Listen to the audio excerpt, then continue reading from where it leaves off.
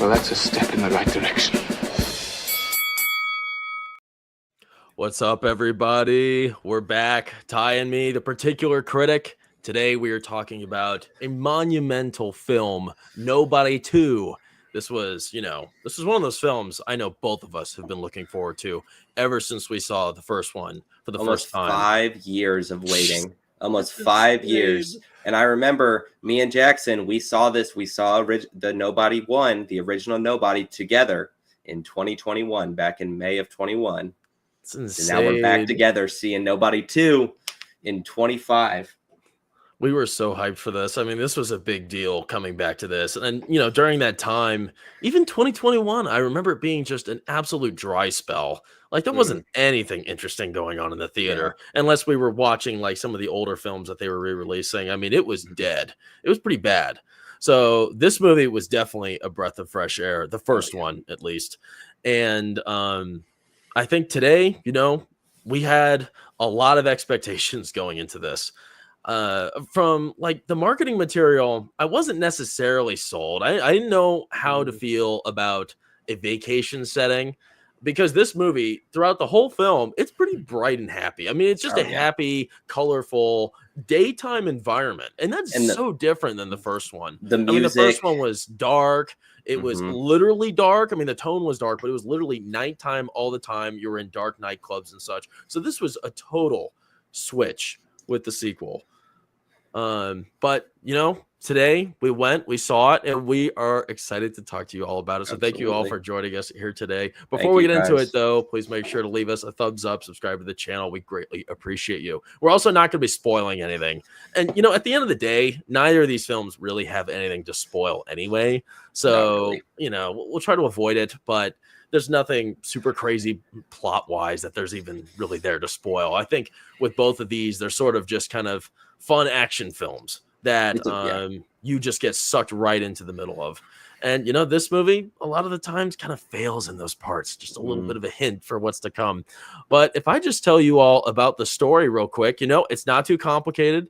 If you watch the trailers, you probably got a good sense of what's going on here plot-wise. In case you're not familiar with Bob Odenkirk's character here, he plays Hutch Mansell. He's a retired auditor, which was pretty much like the last person anyone wanted to see. He was sent to, eliminate targets that were either too dangerous, they're too high profile, and it was people that the government really just did not want in the picture. He was an assassin. And, he's retired. In the first movie, he kind of gets pulled back into the game reluctantly. And in this movie, it's a little different. He's kind of embracing the game, which I thought was pretty interesting. He wasn't, he was reluctant to do the work, but it turns out he's got a big debt to pay because of some of the choices he made in the first one.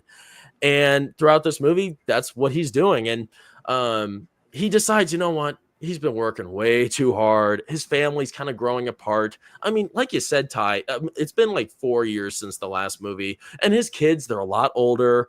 Everybody is kind of aging out of the family circle. The kids, they're off with their friends. They're not one big happy family anymore. The wife's, unfortunately, the displeasing wife is still displeased because her husband's not home very much, which makes sense. But, we had so much of that in the first one, and that doesn't really get resolved until later here. But, Hutch realizes, what? He needs a break. Let's go on vacation. And he chooses to take his family to a very odd vacation resort, Plummerville, which, it's really not anything special. It's I don't know, anything else you'd find in your local area, a water park with a humble arcade and carnival games. It's nothing crazy, but it's fun. And it was a back in his past, that was like the biggest deal in his life. He didn't have too many pleasures growing up with Christopher Lloyd, his father, and his brother that isn't exactly his brother. It was a strange household they lived in. And when they were in Plummerville, when they were young, it was a big deal. So he wanted to take them down memory lane with him. So they go to Plummerville. And of course, while they're there, it's not a typical vacation. And he quickly discovers that there's a lot of evil stuff going on under the surface of this town. And he reluctantly gets pulled into the mix, and chaos ensues. So very similar to the first movie. Again, we are introduced to another big villain who is another crime boss, played by Sharon Stone, which I had no idea that was Sharon that was an Stone. interesting choice for sure. And when we saw it, it was not apparent to me that was who that was. Yeah, who saw that coming? I did not know that's who that was the whole time. That was so funny. That didn't look anything like the old Sharon Stone. I mean, she's old now. Young Like Sharon Stone. Sharon Stone's old. She's definitely had a career of herself. So yeah, so that's pretty much the basic premise. And you know what? Something I respected about the story was, you know, a lot of it is pretty predictable, way more predictable than the first one. But, you know, he makes one decision about a quarter of the way through the movie, which is very important. And it's a test of his character, which you didn't exactly expect him to make, which, you know, unfortunately further throws him into the mix of hell that's about to come. And that's where a lot of the action takes place. It's from resulting from that choice he makes, which we didn't necessarily think he would. All roads did not lead to that point, but he did it anyway. So it was very interesting. Yeah. And, you know, Ty, why don't we start off with the positives? And I'd like to hear you speak. So why don't you get us started? What were some things you enjoyed about Nobody 2? Yeah, so first of all, positives, absolutely, because there was a lot of positives in my opinion. But one of the main positives and something that I really enjoyed in the movie was in the first one, in Nobody, the original. Although you were talking about in the beginning how there is this disconnect between his family and all this kind of stuff, I feel like it's a little different than it was in the first movie.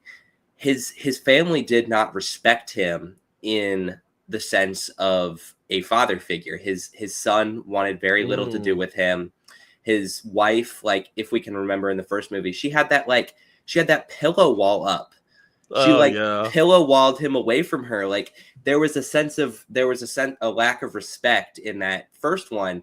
And I feel like coming into Nobody 2, his family understood, especially his son understood a little bit more about what he was about and respected him a little bit more than he did in the first movie. So that was a definite positive. Another positive was it was just a good time. Like the movie was just a good time. Like we can and we will get into that stuff later. We can get into the nitpicking stuff and all the particular scenes and the characters. But overall, it's a good time. In my opinion, I was telling Jackson this at the end of the movie, my adrenaline was rushing the whole movie. When during those fight scenes, I was like, get him. I totally play into that, regardless if I want to or not. It is a really good time. And when you see people blowing up on screen and people getting beat up and the main character not being able to be beaten, that's a good movie in my opinion. So yeah, I think that overall it was a really good watch. And Bob Odenkirk, of course, he's a star. I can't even name a single thing he's been in that he has not excelled. We know Better Call Saul, he was amazing. Breaking Bad, oh my goodness. And even Nobody 1. Yeah. And we were talking about this. I was curious if anybody else had seen this because one of our buddies that we went to see the movie with brought this to our attention, but he did a short film recently. And I can't remember exactly what it was, but it was this low budget indie film that he did. And I don't think too many people know about it, but I definitely need to go back and watch that because it seems like every movie he's in is just like a masterpiece. So I would love to go back and watch this indie film that people are talking about. We do not get enough of him. This is one of those actors that I think everybody likes him. I don't know any Bob Odenkirk haters. How can you not like him? Yeah, he's A+ every time, like you said. And there's this mysterious charm to him. And I think it's because, Saul was just one of those characters that you can't help but to join his side and to get excited about him, especially in Better Call Saul. I mean, he really stole the show in Breaking Bad. And then he had his own series and he was just incredible in that. And then you get Nobody 1. And it's this is a great space to showcase his talents even further as an actor. And he really swung and hit a home run. I loved the first one. I loved Bob Odenkirk in that. And he has a lot of range too. I mean, in that first one, he's a jaded, depressed man that has been through so much, and you can just see it in the way he expresses himself. And it just seems like there's a lot of weight to every decision he makes, and he displays a sort of, I don't know. He's very competent. He seems like just a very competent character in that first one, and that's something that you can't just manufacture. And that's something you got to give the actor some credit for creating, his competency and agency, because he certainly had that, and he has that again in this one. I think when I talk about the positives here, let's see. I agree with you. I think it was definitely fun, and I think before we started the stream, you mentioned how it's like we can't find a decent, fun action movie ever. No. Like, those don't exist anymore. They're every action movie nowadays, and I'm not trying to bring it back to Marvel, but I will. Marvel is attempting to do those, and they're failing miserably because they are trying to incorporate too many different ideals, and they're trying to respect everyone that could possibly watch a movie and give everyone a reason to watch it. And that's not how movies are supposed to work. Like, not every person in the world is going to be drawn to a specific movie. And I feel like in this sense, nobody too did what they wanted to do. They didn't really care. Yeah, that's true. Yeah, I can't stand it when they just try to appeal to a mass audience every time. Insane. Now, I think this movie, I think the first one knew the audience it was trying to rally, which is the massive hardcore action fan. I don't think they captured that as well in this one. I don't think they were grasping the potential that they did in the first one. I think this movie, it lacked a lot of that grit that I loved in that first film that you don't see in anything else. I mean, even John Wick, to me, didn't have the grit that first film did. I know you and me were just blown away when we saw that the first time through. I mean, the original, like sitting in the movie theater for the first time, not really knowing what to go into on Nobody Won. My jaw was dropped the whole movie. I was like, this is on a screen in a cinema. Like, this is groundbreaking. This is insane. It was revolutionary. It was awesome, And I think it lightly pulled from John Wick. I don't think it was like built on John Wick. I didn't think it was a direct spoof. I think there was quite a few elements of this one that did definitely spoof John Wick, which was very obvious. And they're doing it on purpose, but it was like, come on, guys, can we move past this a little bit? You did it the first time. Let's develop an original ideas, please, here, right? Yeah. But other positives, unlike the first one, to a degree. I mean, this is it's a very much so family-centered movie. I mean, it's really, you follow the family the whole time. And that could also be a problem with it, is that, what I loved about the first one was I loved seeing him go rogue on his own and just do his thing and be as violent as he possibly could. And I think his family kind of held him back from that in this, because we get a lot of family time. But I also kind of like that. It was a nice familial message. I enjoyed seeing this family that was kind of aging out from one another come together and despite their flaws, grow and put aside their differences to have a good time and to unite. So I thought that was nice. I think everybody in their life goes through that through their family. I think I saw this and it was pretty relevant in my life of the times when we I move away, the sister moves away, and parents are doing other things. Then you all come together for a vacation. That's like the time everybody gets together. And it's sort of time. It's an interesting experience, like reuniting, because you get used to not being together like that in that capacity. So I think it did a great job capturing what that feeling was like, because we've all been there. So that was a positive. I think that it also, in another positive, I just kind of thought of this, it captured the idea of family, not only just family bonding, but passing down family traditions and just being a part of a family. Like Bob Odenkirk's character in this film, he felt a childhood connection to this place. Like, they didn't just go because it was a place to go. He went because that was the memories, some of the best, and his brother says this, it's some of the best memories he had in his entire life. And so he was trying to pass those memories down and pass those experiences down to his family out of love. And I think that was a really good point and a really good key message of the movie is that like passing down family and passing down family experiences is really important because they're not going to be there forever. Mm-hmm. It's true. Yeah, that's a good reminder. And I think it's nice seeing so many films going down that route again, kind of, Yes. Bringing back the importance of family and showing that.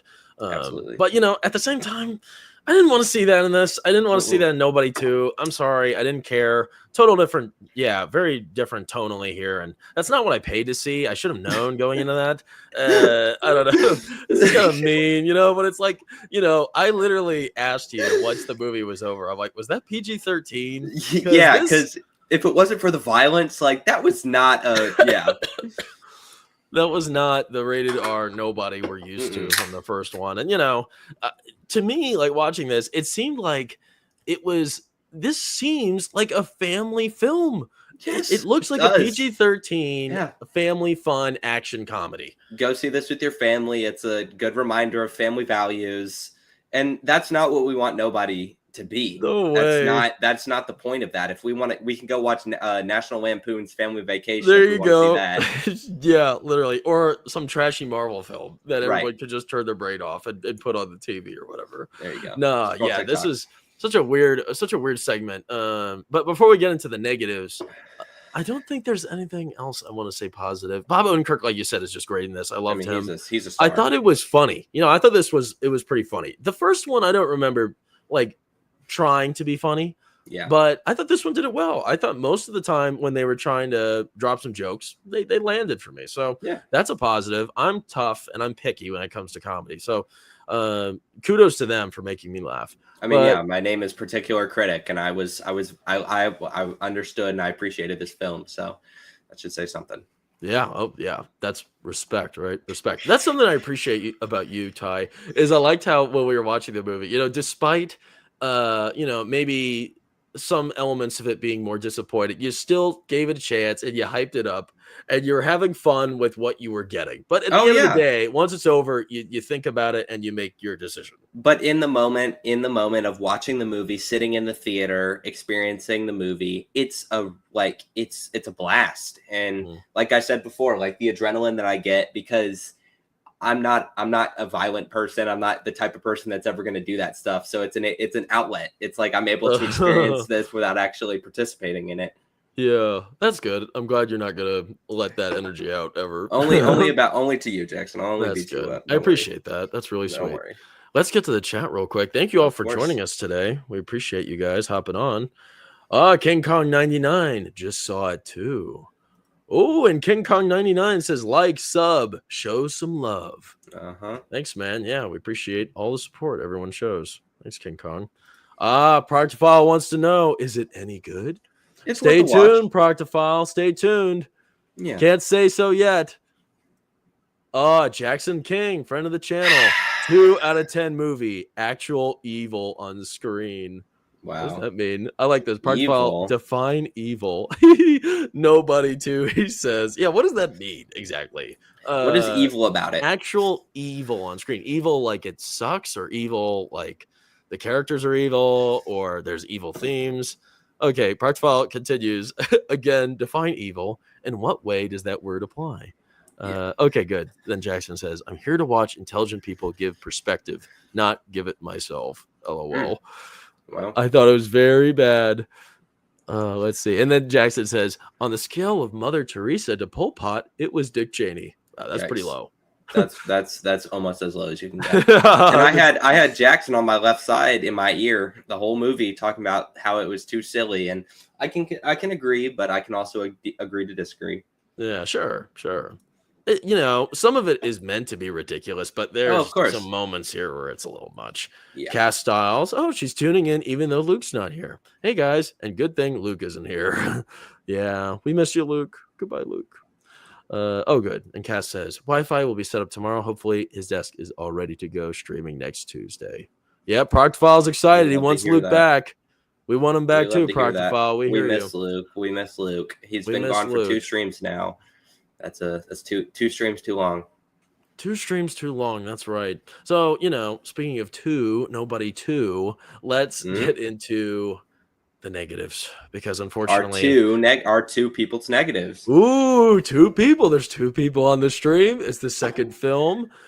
At the end, there's another relation to the title, which is like, okay, you know what I'm talking about? I do. And we'll get into it. We'll get into it. Well, I don't think we should say that. Well, yeah, we shouldn't spoil too much. I didn't but think that. Like, I think that's what they were doing, right? yeah, Oh, I think brother, Ty, why don't you get us started with maybe start with one disappointing element of the film you want to talk about.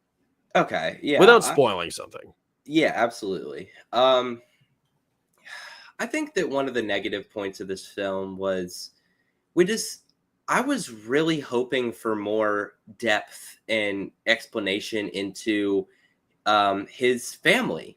Mm-hmm. His father, his half brother, his brother, however that is, I'm not exactly sure. Exactly, my point is that I would have liked to have seen more of a deep dive into their history, because in the first one, we only see his brother for the final scene, and that's okay. But I expected them to kind of give a little bit more history and perspective on exactly how their relationship grew. And we kind of got certain points of that with the relation between this special place that they went and their childhood. But that was it. They in my opinion, they really missed the bar on a lot of the history and the backstory of that family. I feel like that was really important. I don't really care about this new family. They're dry, they're boring, they're kind of rude, they're disrespectful. Like, I want to know about the father, I want to know about the brother. So that was definitely disappointing to me. I was disappointed. That's a great point. Yeah, that's a highlighted element of the first one. That was the most intriguing part. I mean, we totally ignored, his daughter, his son, and his wife in the first one, and that was just fine, because Christopher Lloyd and his brother were very interesting, way more interesting than that family.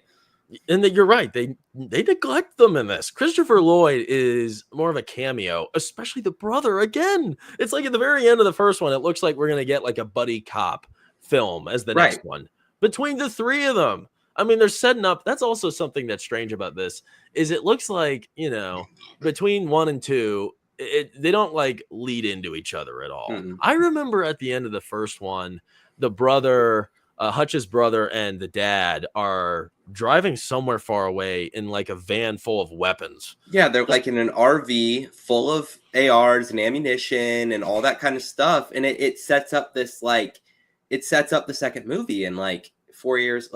And I watched Nobody Won with my pops about, I want to say 2 weeks ago. So I'm very fresh. I'm very fresh with this idea. And I remember very well that at the end they set it up for this like triple man, like cop, like we're going to be badasses together. We're going to like whatever. We don't get nothing. And that was weird. They're just as lame and disappointing as they were in the first film. Even worse, unfortunately. I think Christopher Lloyd, he had a pretty good showcase in the first one. One scene I remember well is when he's in the what is it, like hospice or something, or the retirement home, but he's got the guy, he's got the shotgun, he's got his mouth, his hand over his mouth in the chair with the TV on loud. I mean, his character was it was used when necessary in the first one, and I feel like they overused his character in the second one. Another problem, I think, which is an interesting point, I'm going to try not to, I won't spoil anything about this, is, what's funny is they make a lot of callbacks to the first movie. Like, there's a lot of elements here that are just identical, duplicates with minor changes to the first one. It's like, why would you do that? This isn't the sequels, okay? This isn't the Star Wars sequels. Come on, guys. It's not that complicated here. And, people that obviously haven't seen the first one won't know the difference. And a lot of people, it's probably best for viewers to go in, just watch this one, not watch the first one. Blind, yeah. But that's no fun. I mean, the first one, it's better. It's way better than this one. Like you said, not to spoil anything. And if people in the chat have seen the first one, they'll know what I'm talking about. And if they haven't, then they can go see it. But the finale of not just the finale, but the final scenes of the first movie were just totally they just reused them. They just reused the same idea. It was like, I was so disappointed. I was like, are you serious? Like, that was such a cash grab. Like, you guys didn't have any other creative ideas. You're just going to repeat the ending of the first film with a slight change. That's disappointing. Like, that honestly kind of ruined the movie for me at the end. Yeah, they had 4 years to get this right. I mean, that's a long time. And to replicate like literally the same formula from the first one onto the second one is really shallow. Like, I don't think this spoils anything, but just a few things that happens is, like you said, towards the end, like the final act is just like the final act in the first one, where it's like, the band comes together and they set up a bunch of booby traps all over the place. Yeah. Oh, and here comes an army of nameless villains to surge in and try to capture and kill Hutch and his family. Not to mention that in the first movie, it was a little bit more believable with all these henchmen and stuff being kind of morons and whatever. But we have to remember that the movie sets these people up to be like fully trained soldiers. Mm-hmm. So I feel like that's a little bit unrealistic, that these fully trained soldiers are so stupid that they're just willing to fall into all of these traps and get manipulated by three or four guys.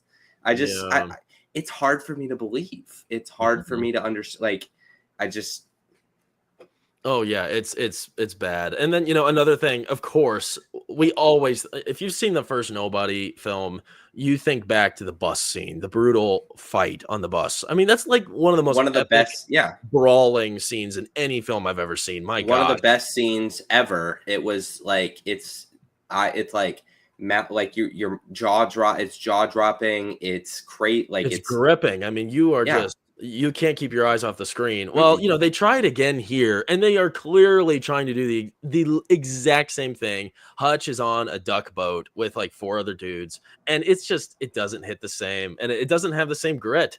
That's another problem, of course, too, is, like we said, we're talking about how PG-13 this is. It really doesn't seem like they were swinging like they were last time. It's such a strange deviation. I don't get why they toned it down so much. I mean, we are in the first movie, we're on a bus at night at the latest points of night, like late, almost early in the morning, like 12 a.m., 1 a.m. Like, that felt fitting. This second movie, they're on like a little ferry with a duck on the top, like in the middle of the day with like all these old people on there. Like, it doesn't hit at all. Like, and the music and the cinematography, not the cinematography, but the choreography. Yeah, the choreography and the composure of the music is just like, they missed a bar that they should have hit, because they hit it the first time. Yeah, I don't know. I don't think there was proper build up to a lot of the action scenes that happened either. I think in the very beginning we get a good sequence, which I enjoyed, but that was just about it. I thought the rest was just kind of fake to me. But another final note I'll mention, which is like, I watched it and I was like, okay, it's been a few years, or it's been probably a year since the first time I saw since the last time I saw Nobody Won. And I just thought back immediately to, the time he burned all that money. He burned that Russian guy's money. He had just mountains of bills, and he did that to send a message and to harm that crime lord in a way that physical damage couldn't destroy. I mean, this was a deep attack on the Enterprise. Here we go again. We're back again in this one. I mean, the Obshak in the first movie, like, that was the Russian inheritance. Like, he screwed the Russians. Like, he screwed the entire Russian mafia burning that money. And literally, it happens again here. And then it just happens again, and they act like it's the same, like, importance, and it's not. It's not. It's not the same importance as it was in the first movie, but they want to just repeat. Yeah. Well, another problem with this is that, in the first one, I think we were talking about how it's sort of like a John Wick spoof to a degree. And I think with this one, they were adopting it even further, even with some of the more lucrative ideas, which I don't want to spoil because you might enjoy it. It's kind of hard to like make the comparisons without spoiling the movie, but like one of the key scenes is like the mirror scene. And I was thinking, like, that is the most John Wick thing ever. Of course, in this situation, there's an action sequence, with some gunplay in a room full of mirrors, right? And it's sort of like, it's like a fair game in this film. But, in the John Wick movies, every film has like a sequence like that, right? That was very John Wick. And then another element is, one of the more interesting parts of the John Wick series is the table, right? The high table. And it has its own vibe to it. It's very distinct, and it's great world building. You think there's like this real underground enterprise of sophisticated criminals, right? That's what the table is, and the the hotels, the Continental. This movie, it dives pretty deep into that as well, and we see more of that underground with the one black bald dude he calls on the phone. We get further into that, and then we just kind of see that atmosphere in that world, which he is starting to become more comfortable with again. The auditing world is very similar to John Wick. It's very John Wick, definitely looks just like the table, and it's like, come on guys, this again, it's a little silly at this point. And then there's another pivotal scene in the film, which is just straight up John Wick. And I don't even want to say it because it was a surprise and I kind of liked it. But I liked it, but it wasn't original. You know what I'm talking about? I do know exactly what you're talking about. Like, and that was the most copy and paste thing I've seen with nobody. I wanted to bring up something that was a little bit bothersome to me. And you were talking about that. You were talking about the leader of whatever group he's a part of, the black guy. Mm. They're on the phone and they're talking about like how big of a deal this group is or whatever. And it almost seems like the leader, this what would you call him? Like director? Yeah, I'd say director's fair. Yeah, so like this director guy, when they're on the phone originally, before and he's telling him what he's dealing with, it's almost the sense of like, okay, you're on your own. Like we're not going to support you. We're not going to help you with this whatsoever. But after he takes down this group, they're like fully back on his side. Like, oh, thank you for taking this like group out. Like it feels like they are like their morals are completely backwards, and they're just trying not to cause problems. But if someone from their agency destroys them and it's not on their point, then it's okay. Like that was definitely a huge plot hole for me. Like they seemed not okay with him attacking that group and okay with him attacking that group at the same time. That's a good point. Yeah. Well, I don't remember them actually having a problem with it. I think I think they were more like, you're talking about like the table duplicate. I'm talking like he's like the black guy in his organization. Correct. Yeah. Okay. Yeah. Well, I think he was kind of like advising him against like just against your own like risk. Yeah. You know what I mean? Like whatever you do, we're not involved. I don't think it was like. But then the second that he like ends up taking down this group, they're like, thank you. Like they're back on his side. Like, that's great that you did that. So I just feel like it's a little bit like they're just trying to like do everything to their advantage. And if something positive happens on their end, then they'll take responsibility for it. And if it's negative, they're not going to take responsibility for it. I guess so. I think we need to mention the elephant in the room, Ty. Do you know what that is? We're not spoiling anything, but I hate to tell everybody. This is a movie I was hoping would shy away from this. The first film gave zero indications that we would be going down this path. But boys, I know what you're talking about. Girl bossing in this. Girl bossing, room. Feminism. We got some girl boss action, and it takes place in the final act, and it really is that. It absolutely is. And when it happens, it just makes no sense. I mean, because you watch Hutch, and we're not spoiling anything here, but you watch Hutch, and of course, just like the first movie, he dismantles giant dudes that are like twice his size, giant men, 3 times as strong as him. Giant men. We also see him fight other, skilled brawlers, skilled fighters, and he gets the shit beaten out of him constantly, but he still gets up and he keeps going. Well, we get another scene here where some lady fighters come into the mix, and he's instantly limp. Incapacitated. Instantly incapacitated. He's done. He's on the floor. He's done. We're at the point where he's ready to be shot because he's so incapacitated. He couldn't do anything. This is the first time in the 2 movies, and like Jackson was saying, dudes who are 3 times his size with military training and assault rifles and knives and all that kind of stuff, and he beats them with no problem. But there's 2 girls with little knives things, or something. Yeah, the beater sticks. And it's like he's done. And I'm like, what are we doing? It was super strange. I don't know. Like, wow. If you're gonna throw them into the mix, then there's not any rules in this. I mean, people are trying to kill each other. I don't think there's any rules when it comes to these action films. And if you want to throw the ladies into the mix, then gosh, I mean, it doesn't make sense what happens to him at the point leading up to that segment. He isn't like he's not his arms aren't broken. He's not insanely injured. He's not in a place where he should just kind of submit instantly. There was no reason for submission. The most severe injury that he has is he has been shot in his forearm. That is the most severe injury that he has at this point.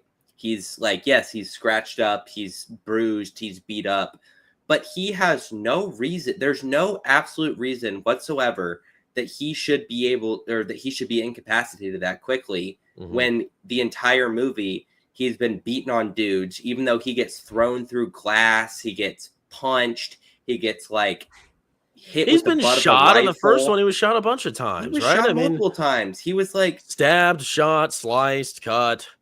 In the first movie, in the bus scene, he was literally like stabbed in the rib or something, and he just pulled it out and used it on someone else. And now he's like incapacitated by 2 like people, 2 girls. Like, no.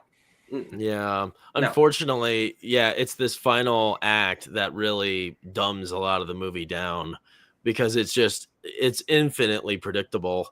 And unfortunately, they decided to go down that route. I mean, I have no problem with ladies entering into the movie if you want to have cool girls fight, whatever. But they should definitely be. It's a fair zone. There's no rules out here. Somebody's trying to kill the other person, especially him being as capable as he is, and to just lie down like that is ridiculous. It makes no sense.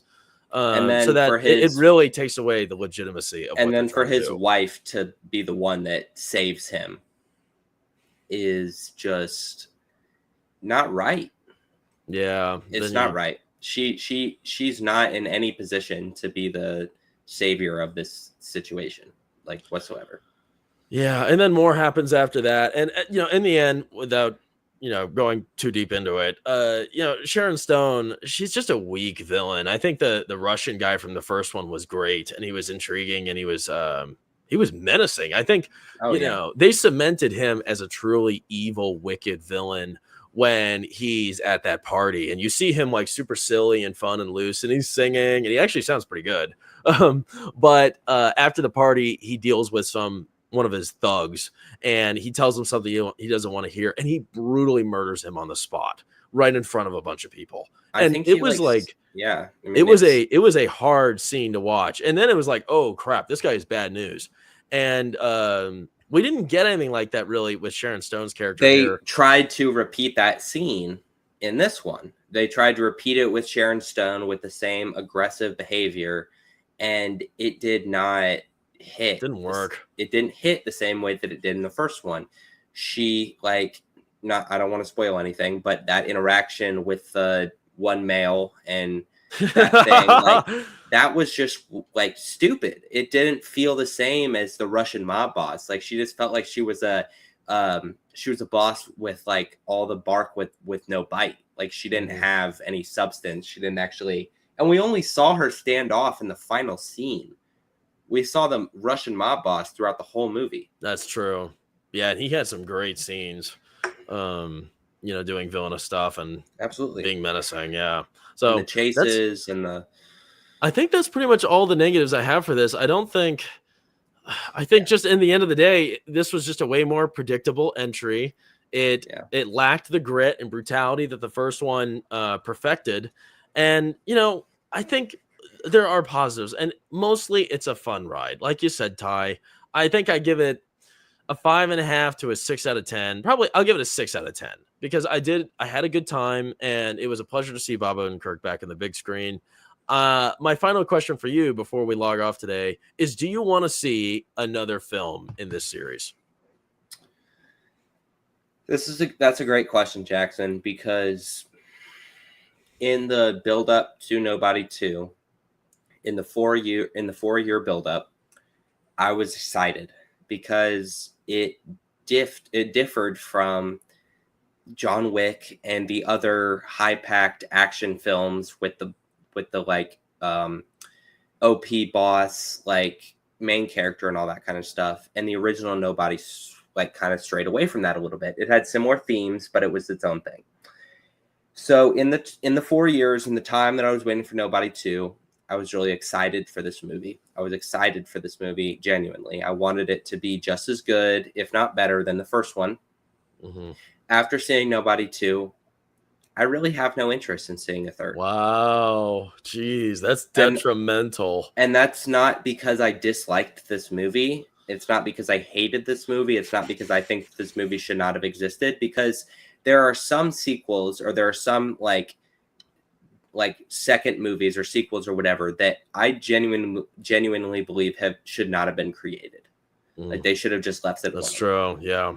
I don't think that they necessarily should have left this alone, but watching Nobody 2, they need to leave this alone now. They just need to leave it alone. Unless there's some miracle where they're able to completely revamp the idea of the movie and bring us a new, original, creative Nobody 3, they just need to leave it alone. So, I mean, that's how I feel about it. And that sucks because Nobody 1 is like one of my favorite movies ever. And I've seen it probably 6 or 7 times now. And every time I see it, it's a great watch. And I feel great. And I feel happy seeing it. And I didn't really feel the same. No. Good points, man. I like that. I think, we need a very obvious shift. We need to know that they've taken the criticism from this film and then they perfected that and they worked on it and they bring us back to the roots, which makes the first Nobody such an attractive film. I'm very curious to see what the reception is going to be like with this. I know Blue Collar Loser, he said he loved this. And I was, I read that while I was in the theater and I'm like, oh, great. I'm going to love it too. No, I didn't love it. I did like it. I think I liked it. I respect the film. Out of everything that we've had in the and we've talked about this, Jackson, like there have not been any good films that have come out in a long time. And definitely not action. No. And I feel like this film is pretty good. It's good enough. Like it was able to pass. It was able to pass over that line of being like a crappy film that was just pushed out for a budget or for a profit. And I think that it did kind of what it was supposed to, but it also lacked in a lot of places. So yeah, I'm very curious. I'm very curious to see how this fares, because I didn't think of Nobody 1 being like a big success. I know we loved it, but I didn't know too many people that had seen it at the time. So I'm glad it did get a second one. I think it definitely deserved a second one after the first one came out. Do I want to see another one? I think I still do. I love Bob Odenkirk. I love the character. And now we've developed the family. And, if we're able to get that buddy cop between the brothers with just a hint of Christopher Lloyd again, then that'd be great. That's what I wanted from the start. Can they do that? I don't know. I don't think. No. I think we'll go back to a dark. Oh, man. I think we could go back to a dark side because maybe they'll actually kill one of his family members in the next one or something like that. And then he goes just like berserk. Because I can see that. Imagine if his daughter died. Oh, or his whole family. No, because all the new family, the daughter, the son, the wife. In Nobody 1 and Nobody 2, the thing that kind of pushed him over the edge, because in Nobody 1, the robber stole her kitty cat bracelet. And that made him lose it. And then this one, she gets like disrespected at the arcade, and that's what makes him lose it again. So if she passed away, or if she was killed, or if she was taken out, all hell would break loose. He would be ready to kill everybody in the entire town. Like, he's done. So in that case, since you're saying that, if they can do a better job with Nobody 3, I'll go see it. That's a good point. If they do that, that would definitely stimulate my interest. Let's go crazy again. But yeah, I think that's our diagnosis, everybody. I do recommend you check it out if you don't have much else to do. Go see it, or wait till it's on streaming and then watch it when it's on streaming, like the majority of people do. But if you can see it in theater, see it in theater, because it is always better on the big screen. Yeah, it is. It'll be a lot worse if you watch it at home, I imagine. So, yeah, but thank you all for joining us today. We had a great time. If you liked what we had to say, please make sure to give us a thumbs up and subscribe to the channel. If you've seen Nobody 2, let us know in the comments below what you thought if you disagree, because I'm very curious to know what people are going to think about this. But absolutely, yeah, I'd love to be proven wrong. Yeah, prove us wrong, right? But I guess it's wrong. All feelings. Well, I think objectively, it has a lot of problems. Yeah, that I think most people can agree on. But people enjoy things for different reasons. But thank you all for your time today, and